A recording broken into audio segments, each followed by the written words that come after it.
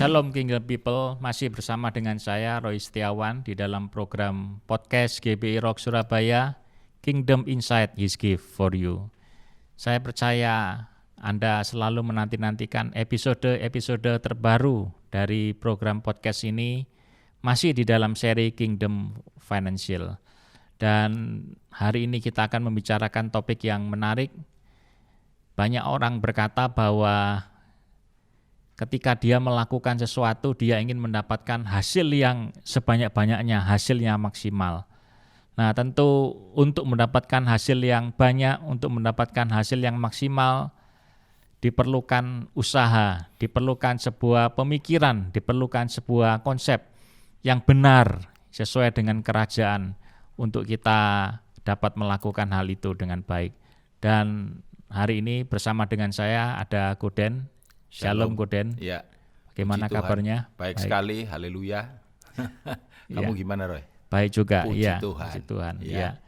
Hari ini sesuai dengan intro yang saya sampaikan, Goden. Banyak orang ingin mendapatkan sebanyak-banyaknya ketika dia melakukan sesuatu, ya. Anything, apapun itu, ya. Ketika dia melakukan sesuatu, dia ingin mendapatkan sebanyak-banyaknya. Ya, silakan. Ada yang mau disampaikan dulu? Saya mau menyampaikan ayat, Goden. Itu penting ya itu. Ya. Silakan. Jadi di dalam Amsal 21 ayat yang kelima dikatakan, rancangan orang rajin semata-mata mendatangkan kelimpahan. Tetapi setiap orang yang tergesa-gesa hanya akan mengalami kekurangan. Amin. Di sini diberi notes, ya, diberi garis bawah bahwa ketika kita menginginkan kelimpahan, maka tentu kita harus menjadi orang-orang yang rajin. Ya, itu salah satunya, Goden. Ya, jadi memang Tuhan tidak memberkati semua orang, ya. Jadi kalau kita berpikir bahwa Tuhan memberkati semua orang, ini dalam konteks kelimpahan, ya. Kita salah gitu. Jadi saya belajar dari bapak rohani saya. Tidak semua orang bisa mendapatkan berkat atau diberkati, ya. Ya termasuk salah satunya orang malas, ya kan. Lalu orang pelit, ya, orang kikir. Orang pelit nggak ada gunanya diberkati, iya kan? Karena tidak ada saluran pembuangan, Goden. Iya, ya, dia jadi laut mati nanti, masuk aja tapi nggak ada keluarnya, makanya disebut laut mati, ya kan? Anyway, tapi gini. Mungkin sebelum kita masuk lebih dalam, kita mesti kasih disclaimer supaya tidak terjadi misunderstanding pada topik ini. Karena mendengar kata hasilkan sebanyak, nah kadang-kadang orang itu waktu mendengar kata sebanyak-banyaknya kok kesannya kayak serakah gitu. Kesannya kayak rakus duit gitu, ya. aja, iya. Ujung-ujungnya duit gitu. Jadi ini tidak dalam paradigma itu. Tadi Roy juga sudah ngomong di depan kan, bahwa kita harus punya attitude yang benar, pola pikir yang benar, ya Harus pengertian ini dilandasi oleh budaya kerajaan, ya kan? Budaya kerajaan surga, pola pikir kerajaan surga. Dan kita sudah membahas ini sebetulnya.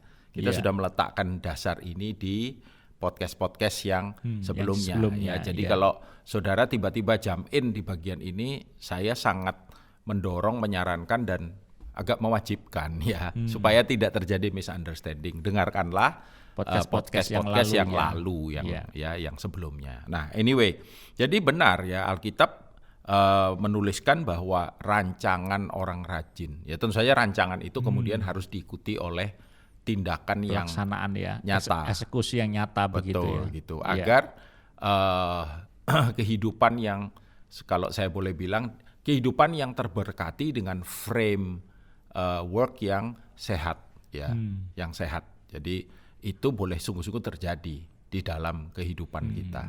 Jadi apakah Tuhan mau kita diberkati? Ya maulah, ya kan. Dia itu Bapak kita, sama seperti saya punya anak.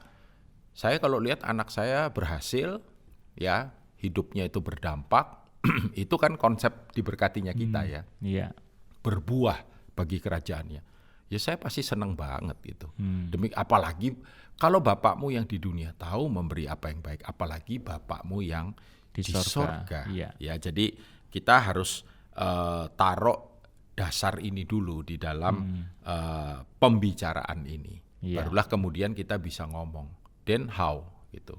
Ya bagaimana tadi kan agar supaya betul-betul ketika kita mengerjakan sesuatu, melakukan sesuatu yang ditaruh Tuhan dalam hidup kita, yang dipercayakan Tuhan kepada kita, itu maksimal. Dan kemaksimalan itu saya ya kalau kita belajar konsep yang benar di dalam firman Tuhan, kemaksimalan itu Tuhan inginkan.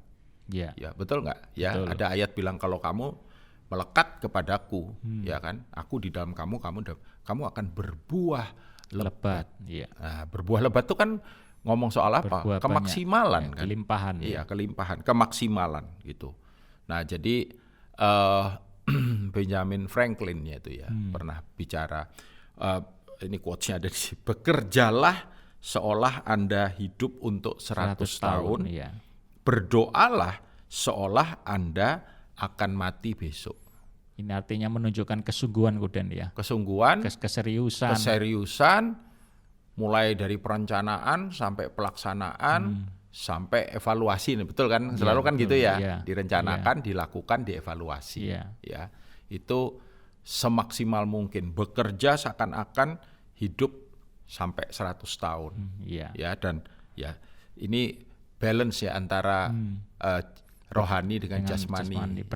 Berdoa, ya seakan Anda mati besok. Kalau kita tahu besok mati, hari ini sembayangnya pasti kegiatan gitu. Sembayang tadi. Tapi juga kalau kita ngerti, kita ini masih lama dan masih banyak yang harus dipersiapkan, dilakukan ya. Pekerjaannya juga harus sangat serius. Ya. Nah, Kuden, kalau kita bicara mengenai konsep menghasilkan sebanyak-banyaknya, apakah itu berarti bahwa ketika kita melakukan sesuatu langsung menghasilkan banyak, atau justru sedikit demi sedikit, Kuden, ya? Makanya bahaya sekali. Nah, tadi kan di depan kita ngomong tentang keserakahan, ya. Jadi orang kalau, orang tuh pengennya memang kerjanya gampang, dapatnya banyak. Nah, itu dia. Kalau orang Surabaya enak. Kalau perlu nggak kerja ya. Kalau perlu nggak kerja datang sendiri. Jadi nggak ada yang kayak begitu. Ya, baru-baru ini dalam perjalanan ibadah hari Minggu kemarin nih di gereja, saya mengajarkan kepada anak-anak kami, ya saya dengan istri saya, kita selalu kalau sebelum khotbah di gereja, khotbah di mobil dulu. Kita bilang, saya bilang sama mereka, nggak akan ada hasil yang signifikan tanpa bayar harga, tanpa kamu sungguh-sungguh, tanpa kamu berkorban, tanpa kamu mau kerja keras, tanpa kamu mau planning dengan baik, tidak mungkin. Jadi konsep mengumpulkan, menghasilkan sedikit demi sedikit itu, pola pikirnya sebetulnya adalah pola pikir yang seperti tadi. Gitu. Bagaimana semua itu ditata, direncanakan, didoakan, lalu diusahakan, dikerjakan dengan sungguh-sungguh, dan itu kemudian mulai memberikan hasil, ya kan? Seperti contoh, ketika kita merintis sebuah jemaat gitu. Saya bisa paham konsep ini karena saya pastor ya. Tapi kalau businessman ngomongnya juga sebetulnya konsepnya tuh mirip gitu. Ya, jadi dinamikanya juga yang ada di dalamnya tuh mirip.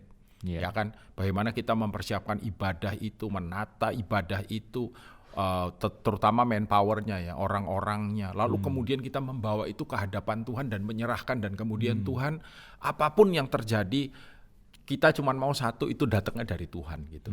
Tapi we do our part, ya kan, yang terbaik, and then kita serahkan Tuhan, now it's yours gitu, pakai ini. Nah, sama dalam kehidupan juga begitu kan, dalam bisnis kan juga begitu. Jadi artinya orang mau buka toko, pegawainya malas-malesan, ngelayaninya nggak bagus, manajemennya jelek, siapa yang nangani pembeli, kalau pembelinya mau nanya tentang produk tertentu, siapa yang menerangkan, siapa yang punya knowledge untuk hal itu, sehingga kemudian customer-nya bisa satisfied, dan kalau dia pengen beli sesuatu, dia akan kembali lagi ke sana gitu, ya kan? Iya dong, sama dengan ibadah juga begitu. Kami mengalami misalkan, wah ibadah kita nggak bagus, orang yang tadinya sudah datang nggak balik lagi gitu, karena merasa tidak diberkati lewat ibadah itu, atau itu kan konsep-konsep yang semua itu tidak serta-merta kemudian tiba-tiba boom jadi Enggak, selalu ada pergumulannya di dalam, terutama bisnis. Ada progresnya Koden ya. Ada progresnya, dan kalau itu di-maintain dengan baik, di-develop dengan baik, dikembangkan dengan baik, apalagi kemudian dilipat gandakan, nah itu akan memberikan hasil yang maksimal. Tidak buka toko langsung rame dan tiap hari rame. Ya, kita mau lah begitu, tapi kenyataannya nggak demikian. Iya. Gitu. Selalu dimulai dari hal yang kecil Koden, dan hal yang sedikit demi makanya sedikit. Tuhan bilang kalau kamu bisa dipercaya perkara yang kecil, kamu akan dipercaya hal yang besar. Ya. Gitu. Sama seperti kita menghabiskan nasi satu porsi, tentu dimulai dari sendok yang pertama Koden. Iya, sendok yang pertama. Nggak bisa langsung dimakan. Dan nggak bisa mulutnya dibuka lalu diotok-otok gitu, grok selesai. Enggak. Jadi jembret sampean kan gitu. Ya. Juga pelari Koden ya, pelari maraton dia bisa mencapai garis finish dimulai dari kilometer yang pertama. Iya betul. Gitu ya. Ini bukan lari sprint. Iya. Ya kalau sprint kan dari awal sudah mesti ngejos gitu. Ya kan udah langsung. Tapi kalau maraton ya harus maintain dia. Ya kan, bahkan sangat bagus kalau makin mendekati garis finish dia makin berenergi. Nah, itu justru peluang menangnya lebih tinggi gitu. Ya, ada pelari maraton yang sepertinya dia disalipi orang. Tapi kemudian yang nyalip ini nggak bisa maintain energinya, nafasnya, dan endurance-nya. Jadi dia makin lama makin pelan. Nah, ini makin lama makin banter. Ya selesailah kan gitu. Ya gitu. Betul. Itulah kehidupan kan juga begitu. Ya. Jadi selalu dimulai dari konsep sedikit demi sedikit, lama-lama akan menjadi bukit. Bahkan gunung. Kata-kata quotes dari bahasa Indonesia. Iya, itu pepatah lama ya. Pepatah lama ya. Sedikit demi sedikit lama-lama menjadi bukit. Nah, kemudian yang paling penting sekarang ini pertanyaannya adalah how, kan begitu ya. Bagaimana kita ini bisa menghasilkan sebanyak-banyaknya dari konsep yang sudah kita bicarakan tadi. Nomor satu yang terpenting, makanya Roma 12 ayat 1 dan 2 ya, terutama ayatnya yang kedua ya. Janganlah kamu menjadi, ayat 1 kan bilang persembahkanlah tubuhmu sebagai persembahan yang hidup, yang kudus. Lalu ayat yang kedua kan berkata, janganlah kamu menjadi serupa dengan dunia ini, tetapi berubahlah oleh pembaharuan budimu. Artinya nomor satu itu bilang, jangan segala sesuatu yang kita lakukan tuh jangan pakai konsep dunia. Dunia itu evil ya, jahat itu maksudnya. Jadi jangan berpikir kalau dunia itu sekuler, enggak. Sekuler itu apakah yang ada di dunia sekuler itu semua jahat? Tidak. Ada prinsip-prinsip yang kalau kita bilang universal truth ya, kebenaran universal. Kayak rajin kan semua, ya ini terus terang aja artinya gini. Orang dari agama manapun, kepercayaan tahu kalau rajin itu baik. Ya, betul. Orang ateis pun tahu kalau rajin itu baik gitu. Itu universal truth ya. Nah, jadi artinya apa? Lalu dikatakan berubahlah oleh pembaharuan budimu. Terjemahan New King James-nya bilang kan do not be conformed to this world but be transformed by the renewing of your mind. Renewing your mind. Renewing, pembaharuan pikiran. Pembaharuan kan, pikiran. Berarti apa? Penting banget nomor satu, kita itu punya mentalitas, punya pola pikir, punya paradigma. Ya ini ada dinamika sendiri, tapi ini anggaplah ini tuh satu paket ya. Mulai dari paradigma, pola pikir, mentalitas, dan kemudian nanti jadi budaya tentunya dalam kehidupan kan, gitu. Itu benar dulu, dulu, gitu. Karena itu sama kayak orang masang kancing. Kalau dari atas sudah benar sampai ke bawah, otomatis akan benar. Akan sesuai dengan pasangannya. Betul. Gitu ya. Tapi kalau ini udah menceng dari atas ini, penceng sampai ke terus bawah penceng terus. Jadi start dari itu baru kemudian kita melihat dong pada apa? Saya tidak percaya orang lahir tanpa gift dan talent yang dari Tuhan. Apalagi kalau mereka itu anak-anak Tuhan. Ya kan? Dia tuh raja yang murah hati dikatakan. Memang ada yang dikasihnya 1, ada yang dikasihnya 3, ada yang dikasihnya 1, 2, dan 5. Ya, jadi masing-masing Tuhan kasih sesuai dengan kasih karunia-Nya Tuhan, anugerahnya Tuhan. Ya kalau dikasih segitu berarti Tuhan anggap kita mampu untuk segitu. Nah, yang penting yang kita tahu tentang keahlian, lebih tepatnya belum ahli ya, tapi Kemampuan.